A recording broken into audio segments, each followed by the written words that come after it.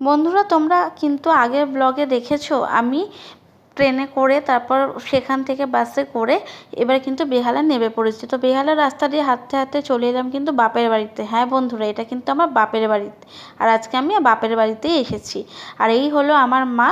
তো আমার মা এখানে একাই থাকে মোটামুটি, আমি তো ওখানে থাকি।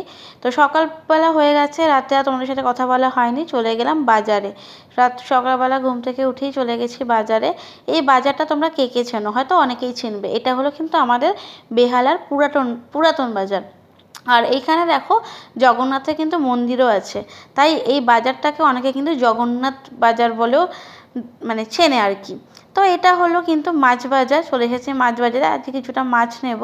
আর সবজি বাজার তোমাদের তো আগে তো দেখিয়ে দিলাম। আর এখানে দেখতে পাচ্ছ আমার গক্কু সোনা কিন্তু একটা জ্যান্ত মাছ নিয়ে কিন্তু খেলা করতে শুরু করে দিয়েছে। আর তারপরে বাজার থেকে চলে এলাম আমাদের জেমস লংয়ের রাস্তার মোড়ে। এখানে কিন্তু চলে এসেছে এই কাকির দোকানে পেটাই পাউডার নেব বলে। দেখেছো এখানে কাকি কিন্তু খুব সুন্দর করে কিন্তু পেটাই পাউডার কিন্তু ভাজছে।